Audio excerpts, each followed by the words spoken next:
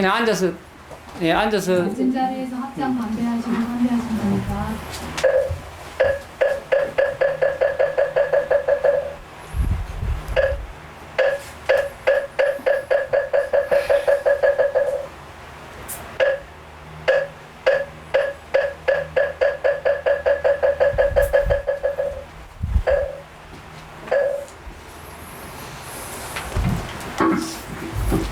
네, 전심 공양 맛있게 많이 드셨습니까? 네. 너무나 소중하고 귀한 시간입니다. 비가 지금 잠시 또 그쳤네요.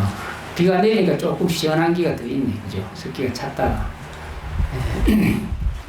오늘 아침에 경전을 보다가 좋은 글귀가 하나 있어가지고 제가 써놨는데 한번 새겨보시면 감사하겠습니다. 남을 가장 이롭게 하는 것은 정법에 들어서게 하는 것이겠습니다. 남을 가장 이롭게 하는 것, 그것은 부처님의 깨달음, 정법에 들어가게 하는 것.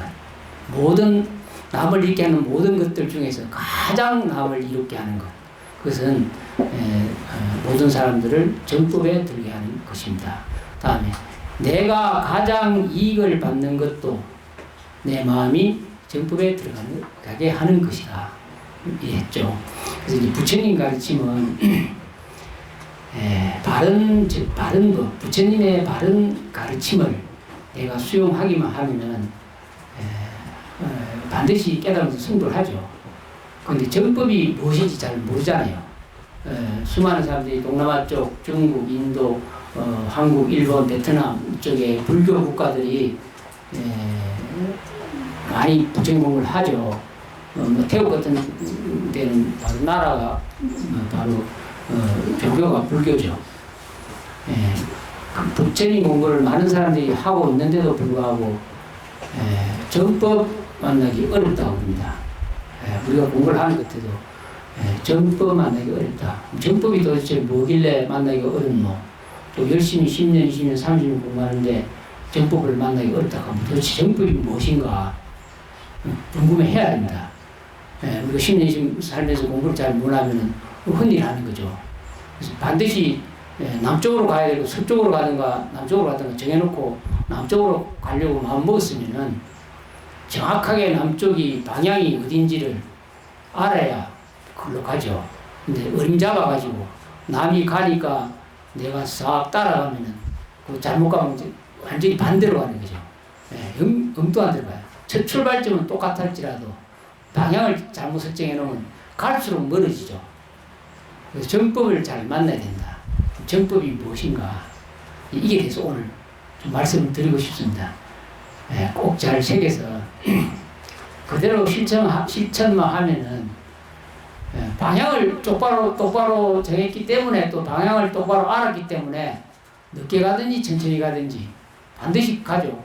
남쪽으로만 가면 남쪽 가는 거잖아요. 그 방향을 설정을 잘해야 되는데 못하면은 아무리 노력하고 많이 가도 10만 배를 해도 안 된다는 거예요. 그래서 첫 밤부터 방향을 잘 설정해서 이 길을 가야 된다. 오로지 선지식이나 스승들이 하는 역할은 그뿐이 없습니다. 신통방통한 거 이야기하는 것이 아니고 다 위대한 깨달음을 얻어서 생사를 요달하고 영원한 자유와 행복을 누리도록 하는데 뜻이 있기 때문에 남이 뭘 하든 저 사람 방향이 틀리으면은 방향 틀리으니까 이리 가시오 말해주는 분, 그런 분이 선지시고 스승입니다. 요양 바라고 신통방통한 거 바라면은 잘못 마음을 정하는 것입니다. 그래서 귀하게 소중하게 이런 좋은 인연으로 홍성과 좋은 인연으로 이렇게 저희가 부르지도 않았는데 유튜브 보고 또 동영상 보고 알아서 이렇게 많이 비도 오도 이런 데도 오셨는데 얼마나 소중한 인연입니까? 이거 뭐 돈을 들이면서 오라 해도 안 올 텐데 스스로 이렇게 자진해서 오면서 참으로 귀한 소중한 인연입니다. 정법 만나기 위해서 이렇게 오신 것이라고 생각이 듭니다. 다 같이 합장하십시오. 오늘 처음 오신 분도 있습니다. 그리고 또 3기계를 받지 않으신 분도 있고 또 기계를 받고 나서도 선물이 있은 분도 또 계시고 그래서 매일매일 내가 3기계를 받은데도 불구하고 많이 붙지만 부족하고 부끄럽다 이런 생각이 드시는 분은 또다시 받으시고 동영상 보고 또 받으시고 그래서 끝도 없이 자꾸 자량을 정장시켜야 됩니다. 지혜 자량과 복덕 자량 이 두 가지 자량을 잘 이렇게 쌓아 나가야지만이 깨달음을 얻을 수 있죠. 한쪽으로 치우치지 않고 그래서 기계를 자꾸 받으셔야 됩니다. 그리고 오늘 처음 기계를 받으신 분을 위해서 먼저 받으신 분은 더욱더 환희심 내서 그 받으신 분이 축복이 되도록 그렇게 간절한 마음으로 함께 큰 소리로 따라하시기 바랍니다. 거룩하고 위대하신 부처님께 귀의합니다. 거룩하고 위대하신 부처님 가르침에 귀의합니다. 거룩하고 위대하신 부처님 가르침을 전하는 선지식 스승님과 성가에 기합니다. 거룩하고 위대하신 부처님 가르침 따라 세세생생 대자비로 중생을 이익되게 하겠습니다. 옴 아훔. 네, 거룩하고 위대한 부처님 3기계를 받아 지내셨습니다. 잘 간직하시고 어떤 일이 있더라도 이 3기계 놓치지 마시기 바랍니다. 지금 중생을 이익되게 하겠습니다 한 말, 그게 바로 지금 삼보에 기하는 것, 지극한 마음으로 삼보에 기하는 것, 이것이 바로 정법에 들어간 첫 관문입니다. 이걸 놓치시면 다른 공부 암만 해도 정법이 될 수가 없습니다. 꼭 3기계를 놓치지 마시기 바랍니다. 바로 정법에 들어가는 첫 발자국. 어떤 일이 있더라도 이 3기계는 놓치지 마셔야 됩니다. 이걸 잘 받아 지니시면은 압도를 한 겁니다. 이제 보통 수행하시는 분들은 부처님 가르침을 이해를 잘 못해가지고 천상에 태어나고 싶다든가 다음 인간 세상에 남자 몸 받고 태어나고 싶다든가 다음 인간 몸 받고 잘 살고 싶다든가 이런 생각을 많이 하고 계신 분들이 많습니다. 근데 사유를 깊이 하셔야 됩니다. 부처님은 그걸 원하지 않습니다. 부처님은 반드시 이 윤회 세계, 지옥하기 축생 아수라 천사 인간 육도 윤회 세계를 반드시 끝내라 합니다. 아무리 우리가 이 세상 즐겁다고 하더라도 이 윤회의 세계, 생로병사 우비고뇌가 있는 무지 무명의 세계는 끝내는 고통과 괴로움이 존재하는 세계입니다. 그럼 어디로 가야 되느냐? 바로 불국정토. 불국정토로 가시는 윤회의 세계에서는 생을 유지하면 유지할수록 떨어지는 일만 생기고 악업만 짓고 결국은 고통과 괴로움에서 벗어날 길이 없습니다. 그래서 하루라도 빨리 다시는 이 사화세계 육도윤회 세계 고통과 괴로움이 있는 세계는 벗어나야 되겠다 이 생각을 꼭 하시고 이 공부하셔야 됩니다. 천상세계 좋아서 그 복락을 누리서 너무너무 좋기 때문에 내가 가고 싶다. 그래서 가시면은 복을 조금만 지어도 갈 수가 있습니다. 예, 가시면은 수만 년을 복락을 누리고 살 수가 있어요. 근데 영원히 누릴 수는 없습니다. 복이, 자기가 지은 복이 다하면은 툭 떨어지죠. 반드시 떨어져서 다시 시작을 해야 됩니다. 지옥하기 축생하수라 이렇게 시작을 해야 됩니다. 그래서 그걸 돌고 도는 윤회 세계라 그러거든요. 돌고 돌지 않는 영원한 자유, 영원한 행복, 무량수, 무량관 그러죠. 불국정토로 법계 부처님 불국정토 세계로 가시도록 이 세상의 미래는 자꾸 떨쳐버리셔야 됩니다. 그래서 사유를 잘 하시고 부처님 공부를 바르게 지어 나가십시오. 뭐 능력이나 신통한 것이나 또 어떤 명예나 또 현상계에 끄달려서 이 부처님 공부를 하면은 정법이 될 수가 없습니다. 그렇게 아시고 이 정법으로 나아가려고 하면은 귀삼보를 놓치지 마시고 그때부터 이제 대성의 원력을 세운다면은 육바람이라든지 팔정도는 이렇게 공부를 차근차근히 해 나가시면 됩니다. 근데 삼기를 불법성 삼보를 놓치고 공부를 하면 아무리 잘해도 정법을 갈 수가 없습니다. 그래 하시고 이 공부를 해 나가시기 바랍니다. 질문이 굉장히 많습니다. 질문하다 보면 시간 다 갈 것 같은데 제가 간추려서 답을 해드리겠습니다. 그러기 전에 기쁜 소식 하나 전해드리겠습니다. 옛날에 80년대 후반에 제가 부산 해운정사에서 있을 때 웬 젊은 청년이 대학생이 수행하러 왔습니다. 안거 때 안거 하철하고 저하고 인연이 됐죠. 그러고는 헤어졌는데 80, 90, 20년이 훨씬 넘은 어느 날 여기 찾아왔어요. 여기 찾았는데 결혼해가지고 부인 되시는 보살님이 해운대 도서관에 가가지고 도서관에 들어가서 못 말리는 수행이 행복이 책을 딱 보고 남편을 보라고 갖다 준 거예요.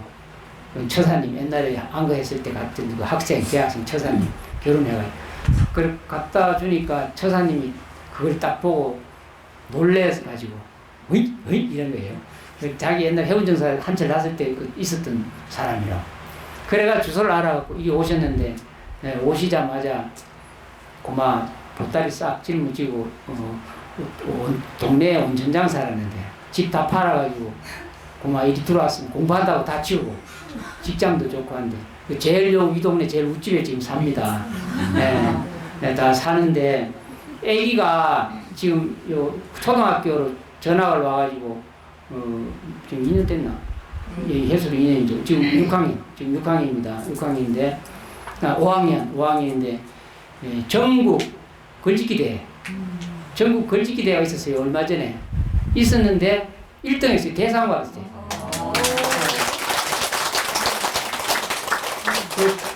완전히 뭐 돈 100만 원 보상 한 거.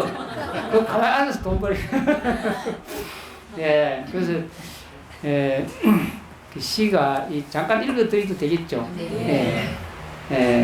제목은 그 서울로 상 받으러 갔다 왔어요. 며칠 전에. 그래도 아버지 엄마는 딸내미 덕분에 그 서울 가서 또 인사동 가서 또 공양도 또 오신 채도 안 해주는 공양 체육식당에 가서 공양도 하시고 그래 아주 기분 좋게 내려오셨어요. 그래서 나도 좀 공덕이 있다. 나도 공덕이 좀 있는데 다음에는 스님 공덕 좀 시험 써봐라네 그랬어요. 제목 자연아 안녕. 난 항상 너의 품속에서 자라 쑥쑥 잘 크고 있는 초등학교 5학년 장은민이라고 해. 내가 이 편지를 왜 쓰냐 하면은 너는 항상 나를 복돋아주고 위로도 해주고 항상 기분 좋게 만들어줘서 너무 고맙기 때문이야. 자연아, 나는 대도시 부산에 살다 왔어. 그곳은 아파트도 많고 차도 많고 공장도 많고 그래서 너와는 자주 만나지 못했어. 도시의 나쁜 매형과 싸우면서 자랐지. 하지만 내 기분이 긍정적으로 바뀌고 자연히 너를 자세하게 접하게 된 건 초등학교 3학년부터야. 우리 집은 도시에 살다가 공기 좋고 물 좋은 이곳 지리산으로 오게 되었어. 되게 신기한 건 있지. 자연이 우리를 감싸고 있는 거야. 처음 왔을 땐 문방구도 없고 주변에 친구도 없어서 자연 속에 살러 온 것이 무지무지 싫었어. 하지만 조금 살고 나니까 기분을 되찾게 되더라. 왜냐고? 너 덕분이야. 너를 자세히 보면 너무 예뻐서 막 가슴이 콩닥콩닥 뛰고 마음이 편안해져. 바로 너가 나의 문방구 친구가 돼준 거야. 너무너무 고마워서 지금도 막 밖에 뛰쳐나가고 싶을 정도로 자연인 네가 진짜로 좋아. 또 너가 좋은 이유는 너는 나뿐만 아니라 많은 사람들에게 기쁨을 주는 것 같아. 꽃으로서는 예쁨을, 산으로서는 끈기를 선사해 주는 것 같아. 그런데 우리는 진정 그렇게 많은 기쁨을 주는 너에게 아픔을 주는 것은 잘하는 일일까? 우리는 정말 반성할 게 많은 것 같아. 자연아, 너무너무 고마워. 너를 아껴야 하는 우리가 너를 파괴하고 있는 느낌이 들어. 정말 미안해. 내가 계속 너를 아끼고 소중하게 여길게. 쓰레기도 줍고 차를 많이 타지 않을게. 내가 해줄 건 이것밖에 없네. 하지만 자연아, 계속 기다려줘야 해. 우리가 너를 아끼는 마음을 모두 가져서 너를 깨끗하게 사랑할 때까지. 이때까지 내 말을 들어주어서 정말 고마웠어. 또 우리를 기쁘게 해주어서 정말 고마워. 자연아, 사랑해. 자연을 사랑하고 아끼는 은민이가. 이래 썼습니다.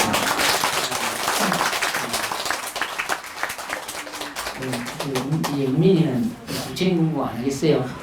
네, 밑에 요 공양간에 같이 공양간에 일하는 애. 지금 공양간에 일을 도와줬죠. 만날 이 법회 때 되면 밑에서 공양간에 이 채도 잘 쓸고 아주 잘하는 애 있어요. 잠시 소개를 했습니다. 자연이 우리가 좋은 줄 알아야죠. 자연이 우리에게 준. 그래서 자연은 결국 대보살 마살이다. 자연이 바로 대보살 마살이다. 자연은 분별심 없고 모든 사람들한테 베풀죠. 그래서 이제 무념무상 무주 이런 얘기 하는데 자연이 바로 무념무상 무주지요. 자연과 같은 그런 마음 갖고 공부를 하면 됩니다. 댓글 달으신 분들 몇 분 우선 많은 분들이 댓글 잘 달아주시고 또 안 달아주시더라도 같이 댓글을 보고 수위 찬탄하고 또 기뻐하니까 안 달아주셔도 공덕은 같습니다. 근데 또 달아주시는 분들은 또 더 찬탄하니 하도록 달아줬으니까 또 공덕이 많죠. 그래서 댓글 잘 다신 분께 우선 감사를 드립니다.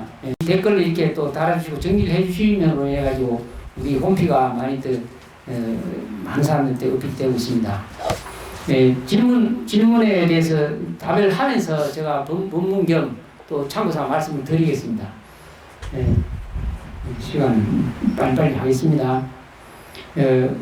어떤 분이 질문을 이렇게 하셨네요.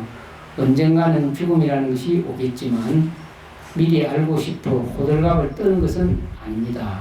혹시 성공한 죽음이 있다면 어떤 죽음일지 궁금합니다. 아니면 어떻게 죽음을 맞이해야 하는지요. 방법이 있다면 알려줘 주십시오. 또 제가 흉내 내보고 싶은 게 있을까요? 이게 질문을 하셨네요. 죽음의 문제는 우리한테 가장 절실하고 근원적인 문제죠. 근데 죽음은 너무나 생각하기 쉽고 두렵고 그렇기 때문에 자꾸 외면하죠. 또 남들이 죽으면 내 죽음은 아니까 나는 그렇게 지금 살고 있어 기여하면서 죽음을 외면합니다. 무서워서 두려워서 외면하는 겁니다. 그런데 죽음이 과연 무엇일까? 그것을 직접 반드시 죽음을 알아야 되겠다. 이렇게 해서 공부를 시작하는 분들이 구도자죠. 돈이 되려고 공부하는 게 아니고 도사 되려고 공부하는 게 아니고 결국은 죽음의 문제를 해결하려고 수행하는 사람이 구도자입니다. 지금 이 질문하신 분은 물론 불교 공부를 하시는 분이겠죠. 불교 공부를 하시는 혹시 이 질문하신 분 손 한번 들어보실랍니까? 예, 알겠습니다. 절에 다니십니까? 절에 다니세요? 네. 얼마나 다니셨어요? 조금. 네. 이제 그 절에 다니시는 목적이 죽음의 문제를 해결하려고 가시는 겁니다. 절에 맥없이 복 빌려 가는 게 아니고 원래 절이라는 게 바로 생사 문제를 요달하고 생사 문제를 해결하고 영원히 생로병사 우비고뇌를 벗어나기 위해서 절에 가야 됩니다. 만약에 그렇지 않으면 그 삿된 도를 행하는 겁니다. 예. 그래서 그걸 또 가르쳐 주는 것이 절이고 지금 그걸 가르쳐 주기 위해서 첫 발자국 잘 떼시라고 아까 말씀드렸잖아요. 그 죽음의 문제를 해결하려면은 귀삼보 그걸 해결하신 분이 부처님이니까 부처님께 의지하고 기하고 부처님 가르침 따라가면은 반드시 죽음 문제 해결할 수 있다. 지금 이렇게 말씀을 드린 겁니다. 그래서 귀삼보를 놓치지 마셔야 됩니다. 이해 가시죠? 지금 뭐 누가 죽어봐서 죽어본 사람 어디 있어? 이래 이 말을 할 수도 있겠죠. 예. 근데 제가 말을 한다고 믿겠습니까? 못 믿습니다. 어떻게 믿어요? 그 사장님 것이 아니기 때문에 부처님도 못 믿는데 어떻게 믿습니까? 그래서 말은 헛장난이고 말은 메아리입니다. 아무 이득이 없어요. 그래서 직접 죽음에 대해서 공부를 하셔야 됩니다. 이건 스스로 체득하고 스스로 해결하는 거예요. 내 죽음 누가 대신해 줄 사람은 없습니다. 아무도. 그렇기 때문에 자기가 이 공부를 하셔야 돼요. 그래서 확신이 섰을 때 그리고 부처님같이 깨달았을 때 이제 일가를 하는 거죠. 죽음이 존재하지 않는구나. 불승불멸의 존재다. 영원히 나는 해탈했다. 나에게는 생로병사가 필요 없다. 전에도 늘 말하지만 부처님 깨달음 처음 얻어가지고 하신 말씀이 그렇죠. 다시는 나는 이와 같은 몸을 필요로 하지 않는다. 나는 다시는 이와 같은 집을 짓지 않겠다. 그리고 나는 다시는 태어난 일이 없다 이랬어요. 이게 해결한 거예요. 이런 말을 했을 때 모든 문제를 해결하신 겁니다. 그래서 처사님도 공부를 해가지고 직접 이런 말이 속에서 탁 나올 수 있도록 공부를 하셔야 이 죽음의 문제를 해결할 수가 있습니다. 부처님이 이 죽음의 문제를 해결하신 분, 그렇기 때문에 부처님이라 그럽니다. 부처님을 따로 부처님을 가는 것이 아니고 부처님은 생로병사 우비고뇌를 완전히 깨쳐서 벗어났기 때문에 부처님 그럽니다. 그래서 부처님 되도록 공부를 해보시고 흉내 내보고 싶은 게 있을까요? 했을 때 흉내 내보고 싶은 것이 뭐냐면 부처님 가르침을 실천하는 것. 그게 흉내 내보는 겁니다. 네, 그렇게 하시면 전부 갈 수 있습니다. 네, 뭐 질문에 대한 답이 됐죠. 네. 다음에 스님 칭견할 수 있어서 감사드립니다. 그동안 절에 다닌다며 지장경을 100일씩 3번 이상 읽었지만 그냥 책 읽듯이 한 것 같아 다시 스님께 줍고 시작하려 합니다. 지장경을 읽게 된 동기는 저의 시어른들이 시아버지는 6.25 때 실종되셨고 시어머니는 40도 안 된 나이에 약을 드시고 자살하셨습니다. 그동안 열심히 백중기도 천도제 해드렸는데 앞으로는 어떻게 해야 그분들을 편안히 해드릴 수 있는지 궁금하고 그분들을 지금은 대구 팔공산 보림사에 지장전에 모셔놨습니다. 지장전 읽을 때 꼭 새벽기도 때 읽어야 하나요? 그리고 아들 애가 40살인데도 아직 출가하지 않았습니다. 지장전 읽을 때 항상 양가 조상님과 식구들 안녕을 같이 보내고 기도합니다. 어떻게 해야 옳은 기도가 될까요? 예, 이제 우리가 가장 우리가 깊이 사회하고 지켜봐야 될 부분은 자기 마음입니다. 마음. 이 세상은 부류가 많죠. 또 끼리끼리 인연따라 또 모이는 것도 비슷비슷한 생각이나 사념을 가지고 있는 사람들이 같이 많이 모여서 또 존재하고 서로 맞지 않으면 따로 떨어져 가고 같이 안 살고 뭐 이런 경우가 많죠. 부처님이 지장경 기도를 하신다고 그랬는데 지장경 기도를 100일씩 3번 이상 하셨기 때문에 지장보살님이 어떤 분이신가 이해를 아마 하실 줄로 생각이 듭니다. 그 지장경을 꾸준히 읽고 참 지장보살님 대단하시다.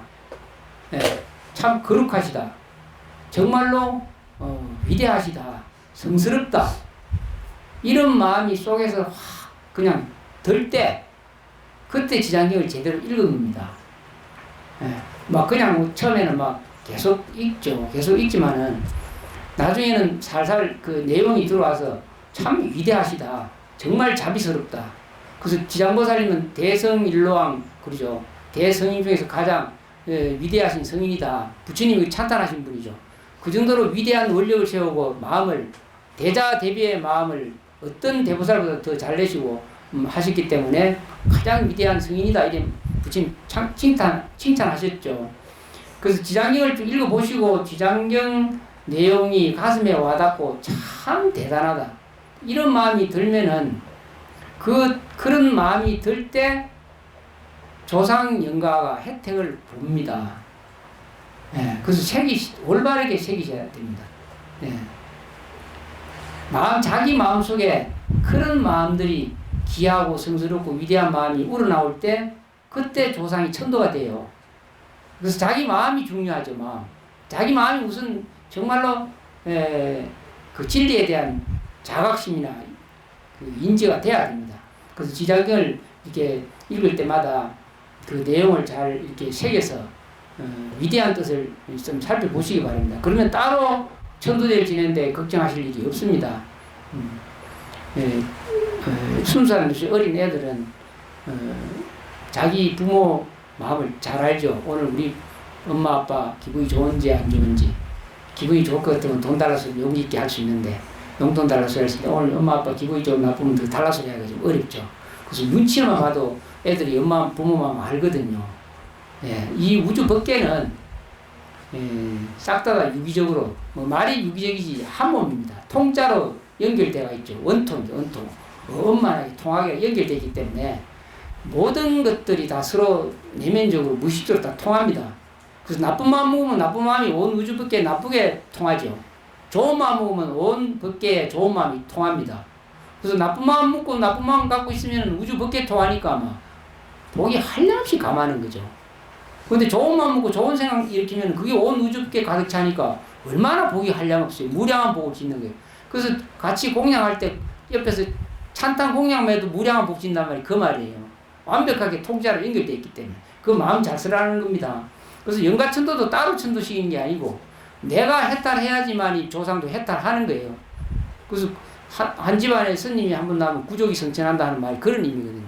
서로 가까이 연결된 분이 먼저 이해를 하죠. 가까이 연결된 분이 먼저 받아들이고 수용하고 이해하고.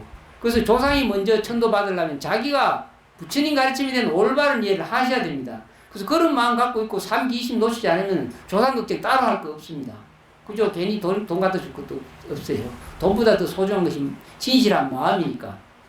마음의 가치를 돈으로 따질 수 없죠.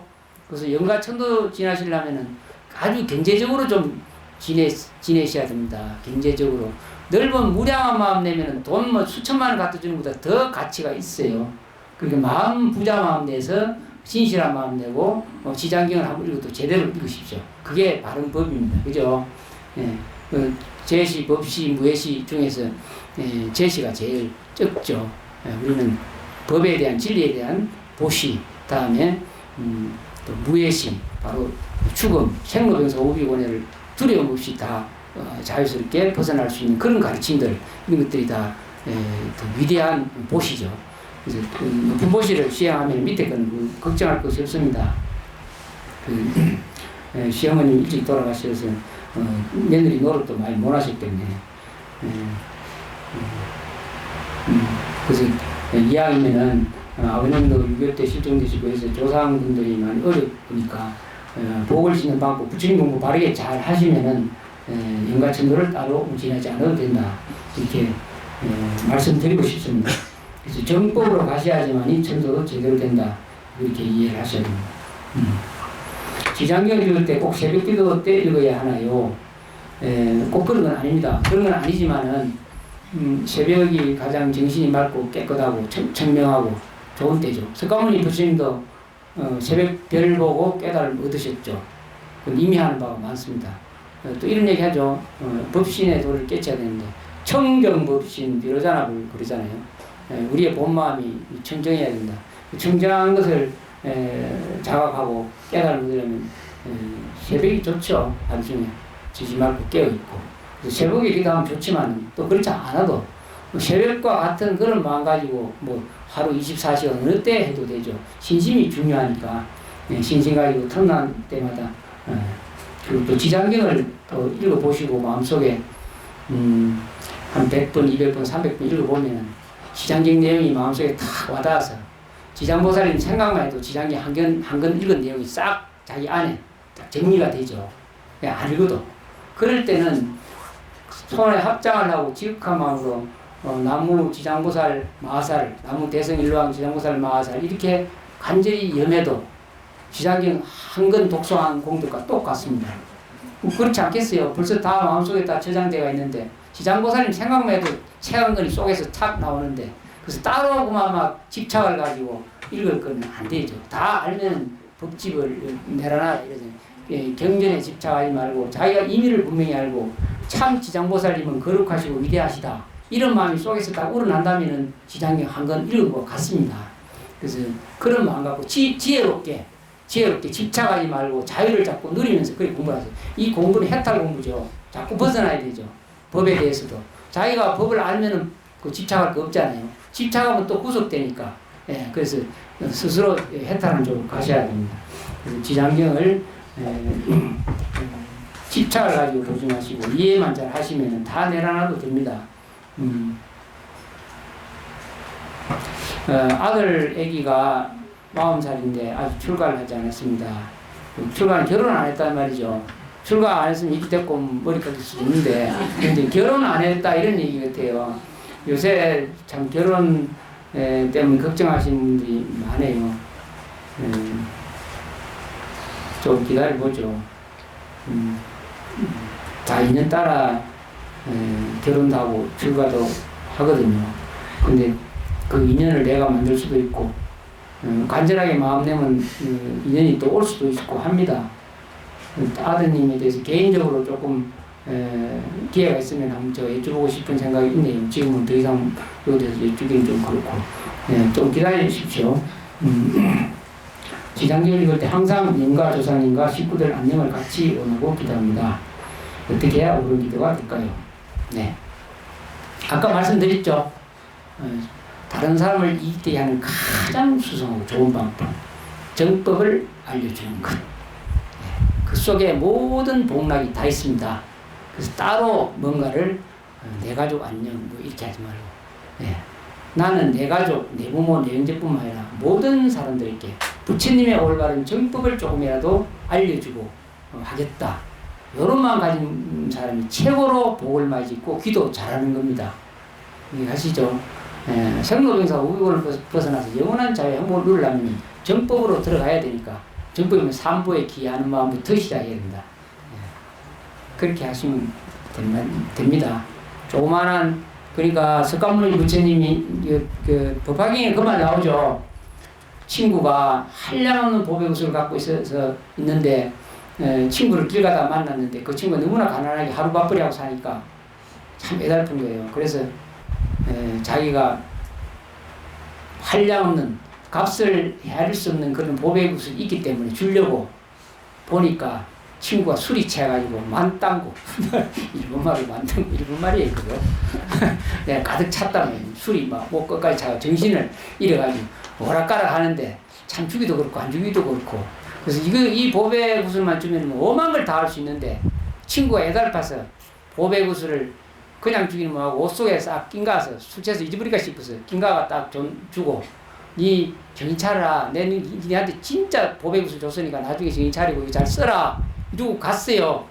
갔는데 얼마 세월이 지나서 또 친구를 만났는데 보니까 내일 노가대하고 만날 그냥 찌질이로 사는 거예요. 그래서 그때 하는 말이 참 이 바보다. 오만 것 다 할 수 있는 보배 구슬을 줬는데 말이지 그거는 사용할 줄 모르고 맨날 하루 밥풀이 한다고 그래 세월 보내고 있나 이래 이야기했어요. 지금 우리가 지금 그와 똑같아요. 지금 절에 와서 복 빌고 조그마한 소원 빌라고 많이 오시잖아요. 근데 진짜 배기는 가지려고 생각 안 하고 맨날 하루 푹싹 일거리만 받아가려고 그러는 거예요. 법의 여의주. 값을 매길 수 없는 그런 법의 여의주를 부처님이 우리 모든 중생께 다 부처님 가르침을 다 주셨습니다. 근데 그걸 자기가 사용할 줄을 모르죠. 사용 안 하고 믿지도 안 하고. 그래서 정법에 들어가면 그걸 다 사용할 수 있습니다. 부처님 정법에 들어가면. 그래서 귀심 절대 놓치지 마시고 공부를 지어나가시고 어떻게 기도할까요? 이거는 걱정하지 마시고 기사 한번 놓치지 마시고 일일 기도문 놓치지 마시면 됩니다. 답이 마음에 안 들지 몰라도 제가 말씀이 진실하니까 꼭 새겨 들으셔야 됩니다. 반드시 그렇게 하셔야 됩니다. 또 매일 밤 잠자기 전에 108배와 일일 기도문을 동시에 행하고 있습니다. 절을 하면서 시간을 덜 들이고 효율적이고자 잔머리 쓴 것인데 행하면서도 괜찮을지 살짝 염려가 됩니다. 잔머리를 쓰려면 더 써야지 이 정도 갖고는 안 되죠. 왜냐하면 108배 안 하는 잔머리도 있어요. 그렇죠. 108배까지 열심히 하는 건 잔머리가 아니고 열심히 잘하는 겁니다. 108배를 매일 못 하고 사는 사람이 꽉 찼죠. 그죠? 108배를 왜 하겠습니까? 이제 유식 스승님들이 우리 마음을 살펴보고 마음을 어떻게 움직이는가 꾸준히 살펴보니까 번뇌망상이 딱 추려서 108가지입니다. 번뇌망상. 그래서 번뇌망상 108개 번뇌망상을 조복시키고 없애라고 자꾸 하심하고 낮추고 그래 하라고 108번 하라고 임의적으로 법수로 숫자를 매기는 거죠. 그래서 108을 하라 그러는데 108배 하면서도 번뇌가 들끓으면 운동삼아 하는 것이 되죠. 안 되죠. 진실한 것이 중요하니까 한 번을 해도 바르게 하면 그건 잔머리가 아니고 진짜로 잘하는 겁니다. 굉장히 잔머리가 아니고 잘하신 거예요. 108배 매일 하시는 잘하신 겁니다. 매일 밤 잠자기 전에 이렇게 하시는데 요새 이렇게 하는 사람 별로 없죠. 집에서 이렇게 누구신지 한번 손 한번 들어보시면 좋겠다. 108배 이해하죠. 손 안 들 수도 됩니다. 부처님이나 지장보살님은 개인사를 기도로 들어주시는 분들은 아니라는 생각이 드는데 부처님이나 지장보살님은 개인사를 기도로 들어주시는 분들은 아니라는 생각이 드는데 그렇지 않아요.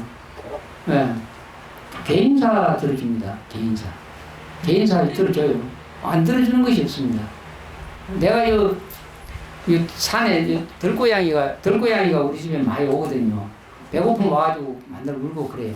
근데 이제 자기는 배가 고파서 오는데 아침에 새벽 2시 반에서 애불 보고 문 열고 딱 나가면 아웅 이래요. 고양이가 밥 달라고. 그래서 나는 하는 말이 그래. 참 니 애불 동참한다고 애불 동참해서 공덕이 참 많다.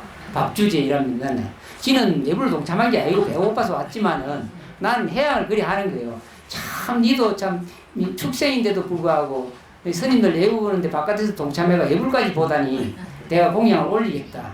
그래서 주거든요. 그 아무 뜻도 없이 그 와서 동참했다고 해도 칭찬하고 찬탄하고 지 원을 들어주고 밥을 주는데 우리 사람이 축생한테 하물며 위대하시고 거룩하신 부처님 또 온 우주를 다 깨뚫고 보시고 아무 문제가 없으시고 원망 부족하신 분이 어떻게 개인사를 안 들어주시겠어요? 이런 믿음이 없으면 안 돼요. 대성이는 진짜 크나큰 믿음을 가지고 이 길로 오셔야 됩니다. 그러면 얻는 것이 너무 많죠. 개인사 안 들어주면 뭐하려고 부처님 믿어요. 그런 기적을 직접 체험하려고 그러면은 삼보에 기여하는 마음 놓치지 마시고 이 길로 가셔야 됩니다. 개인사 들어줍니다. 나는 지금 30일 동안 내 개인사만 들어주셨어요. 부처님이. 그러니까 딴 데 못 들으신 것 같아. 내 일만 다 들어주셨어요. 그런 확신을 가지고 이 공부를 하세요. 너무나 불가사의하고 위대하신 분이니까 감히 말로써 부처님을 위대하다 거룩하다 할 수가 없을 정도로 위대하신 분이에요. 그런 믿음 가지고 공부하셔야 됩니다. 세상을 살다 보니 각종 민생구들이 따릅니다. 이를 기도로서 요청하고 응답받을 수 있는 기도 방법이 따르는지 궁금합니다. 진실하셔야 돼요. 진실.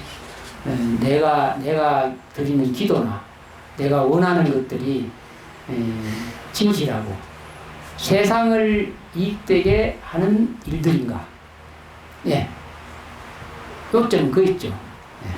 만약에 고양이가 새벽에 열을 볼 때 안 있고 그냥 잠자는데 와가지고 문을 긁어가면서 밥 달라고 주겠어요.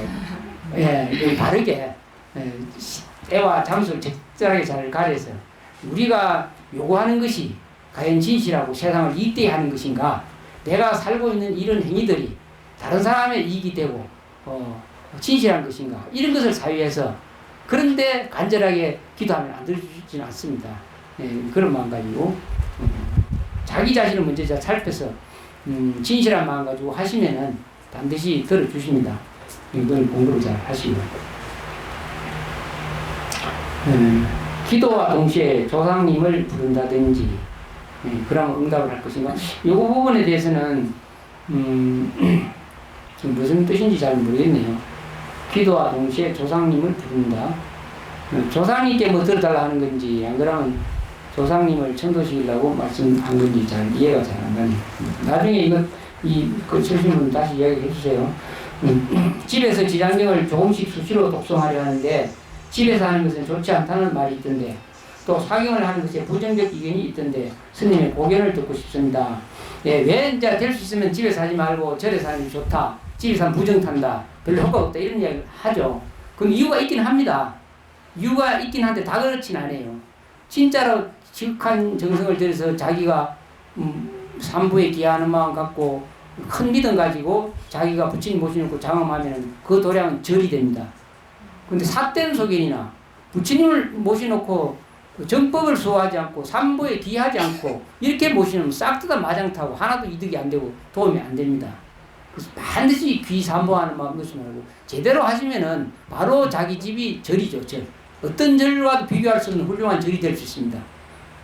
그래서 바르게 정법으로 나아가면 절이 되고, 그렇지 않으면 아무리 좋은 부처님 모시나도 삿된 마귀가 있는 도량이 되죠. 그래서 장음을 잘 하셔야 됩니다. 네.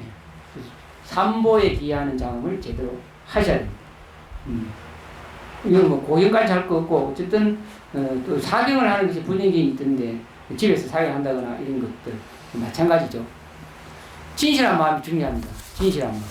네, 진실한 마음 놓치지 마시고 하시면은 그곳에는 항상 불구살림이 임합니다. 진실한 마음. 네. 다음에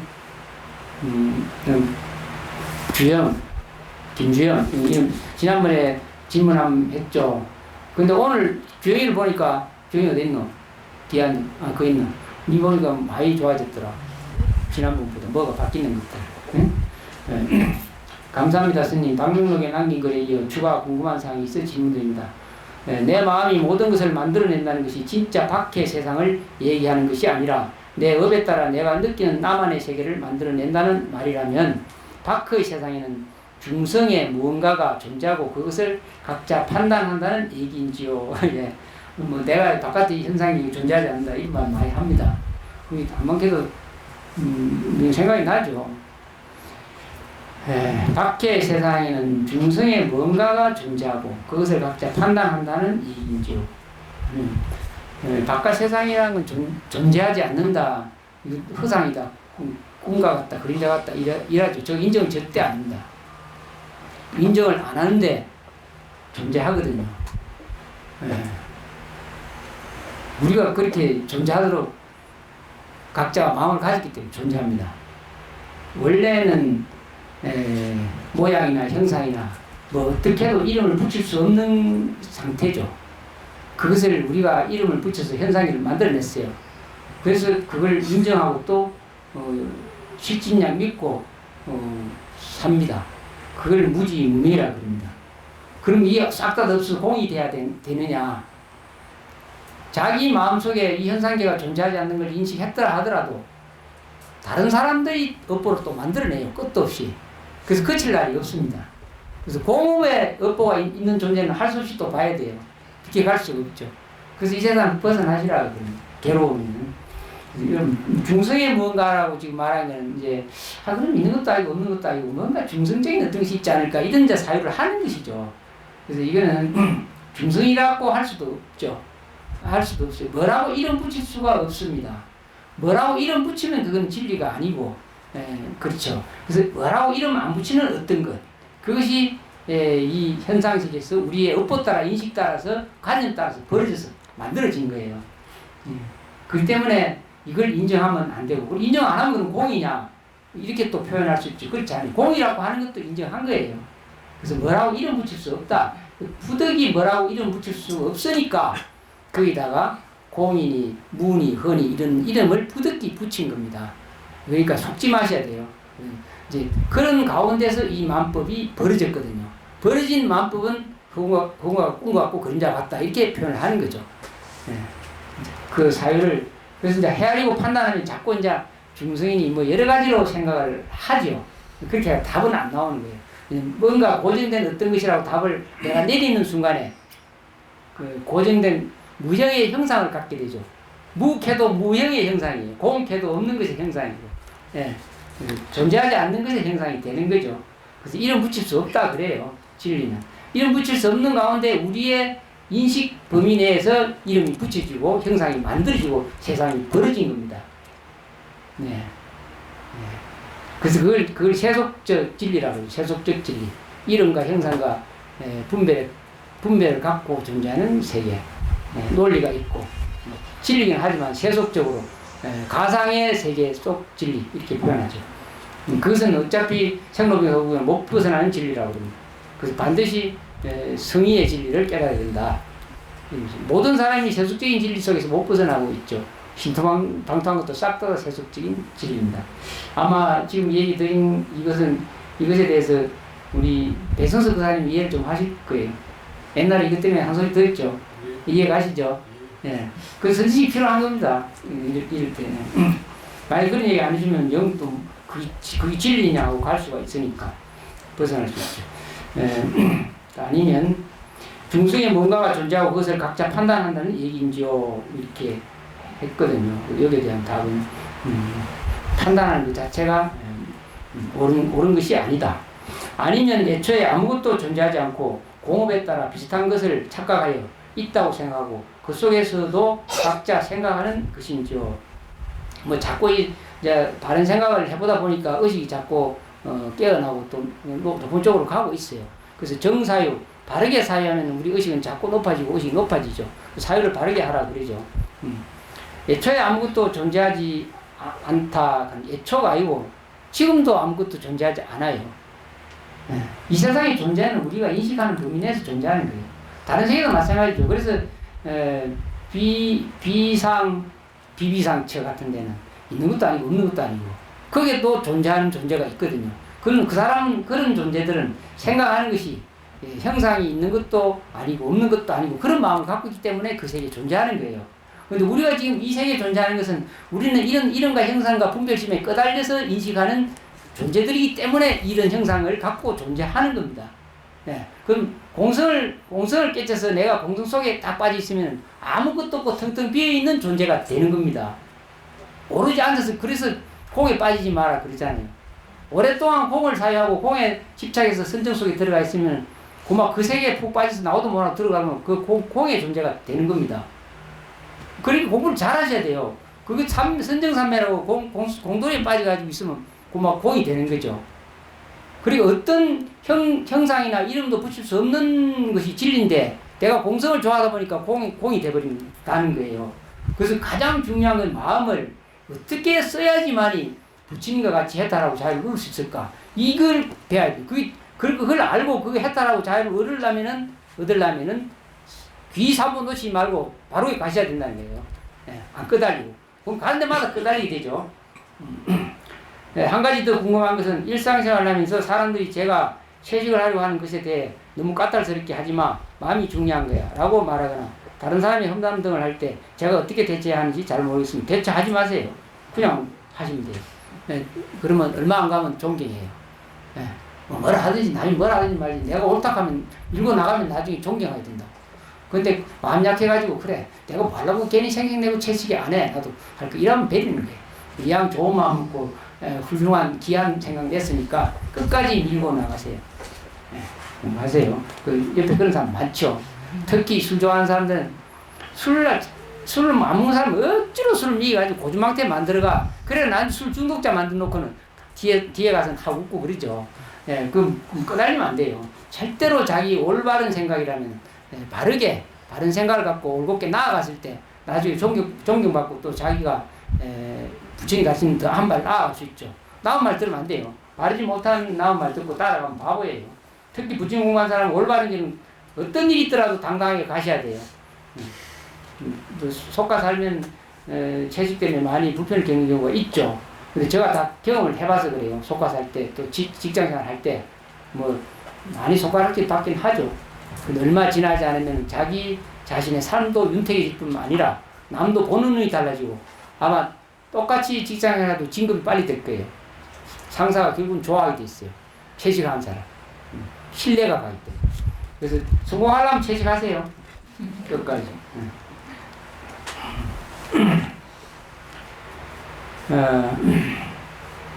뭔가 그런 행동들에 대해 어떻게 대처하는지 잘 모르겠습니다. 뭔가 그런 행동들에 대해 제 생각을 이야기하고 싶은 욕구도 있으나 그 속에는 나는 옳고 너는 그러한 에고가 있는 것 같아 이야기하지 않으려고 하지만 그렇다고 방관하는 것 같아. 어떻게 행동하는 것이 좋을지 질문드립니다. 이제 물론 방관이라고 할 수도 있지만은 보통 그래요. 채식을 조금 몇 달 하고 한 6개월 정도 하면 제일 그때 되면 말이 좀 많아지죠. 나는 채식한다 자랑하고 싶기도 하고 그런 경우 많아요. 한 1년까지. 근데 그때는 속에 그동안에 오신채나 뭐 고기나 여러 가지 또 있었던 식품 이런 것들 때문에 젖어 있어가지고 말빨이 안 먹혀 들어가요. 내가 채식했다 해도 네가 채식해 웃기지 마라 이런 식으로 합니다. 근데 오랫동안 꾸준히 하시다 보면 몸에 배어서 저 사람이 참 순수하거나 뭔가 다르거나 이런 모습이 상대편에서 느껴질 때가 와요. 그때 방관자가 안 되는 거예요. 그때는 방관자라는 거는 내가 말을 해서 저 사람한테 뭔가 채식 얘기를 해서 방관자가 아니고 또 채식 얘기를 안 하고 내만 꾸준히 채식한다고 해서 방관자가 아니에요. 네. 방관자가 아닌 것은 자기가 채식을 꾸준히 해서 뭔가 자기 내면에서 뭔가가 그것이 옳은 것이 표출돼서 가령 예를 들어서 뭔가 달리 보일 때 그때 방관자가 안 되는 거잖아요. 말 한마디 안 해도 꼭 구태연 내가 말로 상대편을 제압할 필요는 없어요. 내 삶 자체가 상대편을 제도하고 상대편을 이해하는 것이에요.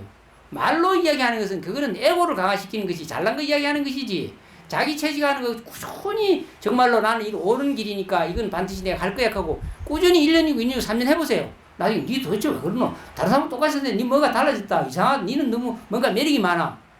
이런 소리를 하게 되죠. 그럼 나는 그동안에 말 한마디 안 했어도 방관자가 안 되는 거거든요. 그죠? 그런 방관자가 돼야 되죠. 그런 것. 예. 우리 공부도 마찬가지. 부처님 공부도. 드러내서 하는 공부가 아니고 자기 내면에서 자량을 쌓아가는 공부. 아무도 모르게 지혜와 복덕 자량을 내면에서 쌓아가면은 성불을 하는 거죠. 근데 드러내서 자량을 쌓으려고 따라다니면 에고만 강화되고 나중에는 그것이 업보로 형성되고 아직만 강화되죠. 그래서 이 공부는 아무도 모르게 조용조용히 공부를 하시면은 나중에는 빛이 나게 되고 또 다른 사람이 그게 감화를 받게 되죠. 말 한마디 안 해도. 그렇게 공부를 하십시오. 됐고, 정재윤 씨. 저는 인생에 궁극적인 목표 없이 매 순간 하고 싶은 걸 하며 사는데 어느 날 그 순간의 욕구가 모두 충족되었던 적이 있는데 그때 남는 것은 왠지 모를 안달감과 공허감이었습니다. 지금 이 순간을 위해 살아야 하나요? 아니면 미래의 목표를 위해 살아야 하나요? 뭐 우리가 보통 이 세상을 살아가면은 궁극적인 목표가 뭐 있다고 해도 궁극적인 목표가 별로 없죠. 궁극적인 목표는 부처되는 게 궁극적인 목표예요. 그리고 영원한 자유, 영원한 행복을 누리는 것이 궁극적인 목표가 돼야 됩니다. 근데 그런 궁극적인 목표를 정해놓고 사는 사람 있습니까? 별로 없죠. 그래서 우리가 궁극적인 목표를 정해놓는다 해도 그건 실질적으로 옳은 것은 아닙니다. 그런데 어느 날 그 순간의 욕구가 모두 충족되었던 적이 있는데 이렇게 말씀을 하셨네요. 우리가 살다 보면 마이크 뒤에 들립니까? 우리가 살다 보면 생을 살다 보면은 모든 것이 편안하고 아무 문제 없고 하고 싶은 욕망도 다 사라지고 굉장히 지복을 느낄 때가 순간적으로 많이 있죠. 들어 있어요. 아무 이유도 없는데 충족된 기분들, 만족한 느낌들 이런 경우들이 있죠. 이제 그럴 때 이제 평소에 자기 마음을 잘 주시하고 잘 살펴보는 수행을 한 사람은 그걸 캐치를 할 수 있어요. 캐치를 할 수 있는 사람은 그걸 다시 그 원만하고 구족된 그걸 계속 유지시킬 수 있는 힘을 길러갈 수가 있어요. 자량을 쌓아갈 수 있다는 거예요. 그래서 그러나 평소에 살면서 자기 자신을 지켜보고 자기 마음을 살펴보는 수행을 많이 안 한 사람은 그냥 지나가는 거죠. 좋은 기회가 왔는데도 좋은 기회가 왔는데도 그것을 스쳐버리고 나 잠시 동안 굉장히 행복했었는데 아무 이유 없이 너무너무 편하고 좋았는데 이게 도대체 어디서 왔을까? 이런 생각을 잠깐 하고 그냥 흘려보내고 다시 그걸 찾아내도 못 찾는 경우가 많죠. 그거는 평소에 마음 공부를 잘 안 해서 못 찾고 평소에 늘 자기 마음을 살펴보고 자기 허물을 찾아서 고쳐나간 사람들은 그걸 캐치할 수가 있어요. 캐치할 수 있는 사람은 그걸 계속 자기 마음속에 이어지게 할 수 있는 힘을 기를 수가 있어요. 상속이라고 그런 얘기를 하는데 이어간다. 네. 그때 그 이어가는 힘 때문에 이 길로 제대로 갈 수 있어요. 그래서 꾸준히 자기 마음 살펴보는 것을 잘 하셔야 됩니다. 자기 마음을 살펴본다는 것은 좋은 것만 살펴보는 것이 아니고 허물도 살펴보고 좋은 것도 살펴보고 계속 꾸준히 살펴보는 힘을 기르면은 이제 나쁜 것은 걸러내고 번뇌 망상은 줄어들고 예, 자꾸 경안이 돼서 진리 쪽으로 가는 쪽으로 마음을 정해서 가게 됩니다. 그 지혜가 쌓인다는 것이거든요. 그 지혜 자량. 자기 마음을 잘 살펴봄으로 인해 가지고 지혜 자량이 쌓이고 또 그것을 지혜 자량이 쌓임으로 인해 가지고 나쁜 행동은 하지 않고 그 좋은 행동을 함으로 인해서 복덕 자량이 쌓이고 그래서 지혜와 복덕 자량을 쌓는데 가장 좋은 방법은 마음을 잘 살피는 것. 그게 소중하죠. 마음을 잘 살펴보는 힘 때문에 그 순간적으로 아주 좋은 기회를 스쳐 지내버리지 않고 쓸 수가 있습니다. 이제 제대로 이제 그걸 살펴보지 못한 사람은 어떤 일이 발생하느냐. 여기 글 써놓은 그대로 그때 남는 것은 왠지 모를 안달감과 공허감이었습니다. 그렇죠? 사랑하는 사람이 사랑할 때는 좋았는데 사랑하고 나니까 공허감, 허탈감 오듯이 비슷합니다. 사랑이 도대체 어디서 존재하는지 사랑의 행복감 어디서 있는지 파악을 못했기 때문에 또다시 욕을 하지만은 나중에는 공허감과 허탈감이 오죠. 정확하게 자기 마음을 살펴보고 지켜보는 공부를 했더라면은 그 기회를 잘 활용할 수가 있죠. 지혜로 바꿀 수가 있습니다. 그래서 마음 공부를 잘 하셔야 됩니다. 자기를 관찰하고 지켜보는 마음 공부를 잘 하셔야 그 힘으로 그 지혜를 붙잡을 수가 있습니다. 그렇게 하세요. 공허함과 안들감 이런 것은 마음을 꾸준히 살펴보는 힘이 부족하기 때문에 그런 일이 벌어집니다. 지금 이 순간을 위해 살아야 하나요? 아니면 미래의 목표를 위해 살아야 하나요? 지금 이 순간 자기 마음 살펴보고 허물 찾고 공부하는 것이 가장 소중한 삶입니다. 이거 정재훈 씨 그렇게 하시면 마음 살펴보는 거 하세요. 제가 아까 말씀드린 정법으로 가는 길 뒤에서 한번 놓치지 말고 마음 살펴보는 거 잘 하시라. 보리심을 바라고. 비슷하지만 또 다른 질문입니다. 자신이 이상적으로 생각하는 자신의 모습이 있어 그렇게 되고자 했는데 원하는 대로 되지 않아 괴로웠던 적이 있습니다. 이상적인 자신을 추구하는 것이 바람직할까요? 아니면 현재의 자신을 받아들이고 사는 것이 바람직할까요? 이상적인 삶이라고 했는데 이상적인 삶이 어떤 것인지 다 몰라요. 우리가 보통 이상적인 삶 어떤 것일까요? 국회의원, 대통령, 다음 재벌, 음악가, 시인, 작곡가 한번 잘 살펴보세요. 그 이상적인 삶 아니죠. 바로 붓다가 되는 것. 영원히 생로병사 우비를 벗어나서 영원한 자유의 행복을 누리는 것. 그게 가장 이상적인 삶이에요. 그것을 느끼해서 공부하셔야 됩니다. 그렇다면은 다른 것은 다 결과지로 다 해결이 나죠. 그래서 첫째, 내가 앞으로 어떻게 살아야 될지 가장 이상적인 삶, 바로 붓다가 되는 것. 바로 죽음이 존재하지 않는 영원한 존재, 영원한 행복, 자유를 누릴 수 있는 그런 이상적인 마음을 가지셔야 바람직하다 이렇게 볼 수 있습니다. 현재 자신을 받아들인다는 말은 현재 자신을 받아들이고 사는 것이 바람직할까요? 현재의 자신은 나쁜 마음도 있고 좋은 마음도 있고 악한 마음도 있고 슬픈 마음도 있고 괴로운 마음도 있고 옳지 못한 마음도 있죠. 그리고 현재 자신 속에서 진실하고 바른 것만 챙겨서 쓰세요. 그러면 가장 바람직합니다. 답변 거의 그 질문에 대한 답이 다 끝나고 나니까 딱 1시 반입니다. 저 본문을 마칠게요. 나중에 또 궁금한 것이 있으시면 질문을 해주시고 조금 한 개 말씀 이거 한 사람 이건 했나? 했네. 하나 쓴 거 같은데. 정법을 이야기했기 때문에 정법에 대해서 간단하게 도움이 될 만한 이야기 한마디만 드리고 마치겠습니다. 이제 수행하는 가운데 있어서 어떤 것들이 정법에 관계가 되는가, 또 우리가 어떻게 수행을 해야 될 것인가 몇 가지만 쭉 읽어드릴게요. 마음에 참고하시기 바랍니다. 여유로운 몸을 얻을 수 있다면 얼마나 좋을까? 우리는 행운이다. 그쵸? 여유로운 몸. 여유로운 몸 얻을 수 있으면 좋죠. 어떤 사람이 그래요. 저한테 와서 이야기하기를, 나는 혼자 같으면은 진짜 출가해서 부처님 공부할 텐데, 처사지 있어서 공부를 못해. 참 내가 생각을 잘 못했어. 내가 진짜 공부를 알았으면은 내가 참 결혼도 안 하고 내가 부처님 공부했을 텐데, 이 말을 나한테 올 때마다 어떤 처사님이 옛날에 했어요. 어느 날 마누라 죽어버렸어요. 그래서 내가 속으로 참 제 양반 행운이다. 이제 공짜만 냈다. 이제 공부 잘할 수 있겠네 했는데 얼마 안 있다가 무무간 하고 나오니까 새로 장가 갔더라고요. 그러니까 여유로운 몸을 얻을 수 있다면 참 좋겠네. 그 다음이 중요합니다. 그 다음에 그 여유로운 몸을 가졌을 때 정법을 배워라. 부처님 공부를 해라. 시간이 없다. 이 말 꼭 해드리고 싶습니다. 마음은 끝도 없이 변하죠. 예. 우리는 정해진 시간 100년을 살다 갈 건데, 그 여유로운 좋은 시간, 소중하고 귀한 시간이 있었을 때, 예, 그 시간을 부처님 공부에 활용하시기 바랍니다. 예, 이게 정법에 관한 올바른 마음가짐이죠. 다음에, 이제 그렇게 해서 소중한 그 여유로운 기회를 부처님 가르침 배우는데 활용하시길 바랍니다. 다음에, 수명의 무상을 사용함으로써 스스로 정진의 힘을 쓰기를. 예. 우리 수명이 참 무상하잖아요. 언제 어떻게 죽을지 모르잖아요. 그렇게 살아보면, 야, 참 큰일이다. 내가 여유로운 몸을 가졌을 때 이게 좀 제일 먼저 시도해야 될 것이 거기서 벗어나는 공부다.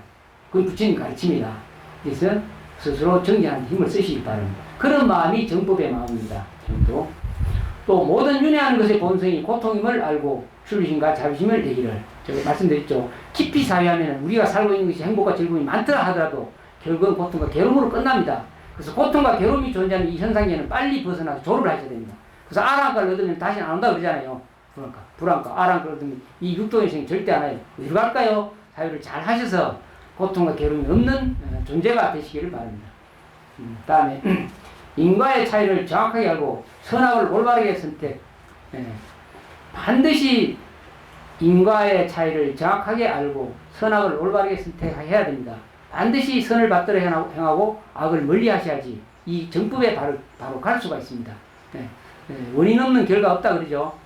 올바른 인지를 심으면 반드시 결과는 좋은 결과를 가져온다. 그래서 지금 만날 고고정량에 말씀드린 것이 제가 인을 바르게 심어 드리려고 기 3번 놓지 마라, 기 3번 놓지 마라 이렇게 말씀을 늘 드립니다. 올바른 인을 심으면 부처가 되니까. 그다음 해탈의 이익을 기억하여 불과를 얻기를 바라라. 해탈 영원한 자 영원 행복이죠. 다시는 고통과 생로병사 우병원에서 벗어나는 길, 해탈인데 그 해탈의 이익이 어마어마하죠. 말로 뭐라 죽으면 벌써 해결됐으니까. 이런 이익을 기억해가지고 반드시 나는 부처님 과를 얻겠다 이런 마음을 꼭 가지시길 바랍니다. 그리고 또 중요한 것, 진실한 선지식에 의하여 스승의 뜻과 행동을 따르기를. 진실한 선지식 누군지 잘 모르잖아요. 그건 자기 자신의 마음이 진실해라 이 말입니다. 자기 자신이 진실하라 이 말입니다. 진실한 스승을 못 만나서 내가 부처님도 못하고 내가 옳지 못하게 살아 이런 말 하시면 안 돼요. 진실한 선지식을 만나려면 자기 마음이 진실하면 선지식을 반드시 만나게 돼 있어요. 그러니까 진실한 마음을 가져야 됩니다. 꼭 진실한 마음 가지셔야 복을 누리고 나쁜 불행해지지가 않습니다. 그거 꼭 놓치지 마셔야 돼요. 삼보의 기함으로써 해탈의 길로 가는 기초를 닦기를 바란다. 지금 말씀드렸죠. 해탈의 길로 가는 기초가 바로 삼보의 기하는 마음이거든요. 꼭 놓치지 마시고. 다음 수성한 보리심을 내어 강대무변한 수행으로 향하기를. 반드시 보리심을 바라야 되죠. 보리심. 안육따라 삼맥삼 보리심. 무상정등정가. 위대한 깨달음을 얻어서 중생을 이익되게 하고 중생의 이익을 위해서 내가 위대한 깨달음을 얻겠다. 그런 마음. 중생의 이익이 어떤 것이냐. 적법 수행을 해야 얻죠. 보리심을 크게 바라라. 그리고 공양을 올릴 때 가장 수성한 공양이 어떤 것이냐. 법신보신하신 삼보의 공양 올리는 것. 사시예불 볼 때 같이 독장에서 공양 올리는 거 수성하다는 얘기입니다. 모든 가피의 원천인 스승제 이자하고 기도하여 자상 속에 수성한 지혜가 생기게 하라. 그리고 이제 밀교수행에 이제 이런 얘기했죠. 깨달음 부처님 공부, 종교 공부 하기 싫고 관심도 없고 안 하다가 가족 중에 임종할 때가 됐을 때 수행 하나도 안 하고 왕생 할 수 있는 법이 있습니다. 공부 하나도 깨어른 사람이 하는 방법이라고 하죠. 숨 넘어갈 때, 숨 넘어갈 때 공부 하나도 안 한 분이 숨 넘어갈 때 한순간에 깨달음을 얻을 수 있는 경우도 있죠. 그런 방법까지 수많은 선지식이 베풀어 놨습니다. 그래서 이왕 이 좋은 인연을 만났으니까 좀 길을 기울여서 하나라도 배워가지고 했다는데 사용하시기를 바랍니다. 오늘 본문은 이것으로 마치고 찬불과 좀 부르고 밑에 차단이 많이 있거든요. 차단 맛있게 드시고 챙겨가지고 그래 또 가시기 바랍니다. 덥고 비도 이렇게 오고 하는데 이렇게 많이 동참해 주셔서 감사드리고 이제 어느 정도 정법을 내가 알아서 공부를 해 나갈 수 있겠다고 자신감이 드시는 분은 불편하게 안 오셔도 됩니다. 편안하게 집에서 공부하셔도 되니까 그리 하시고 오늘 와주셔서 감사드립니다. 예. 감사합니다. 한불가 하겠습니다.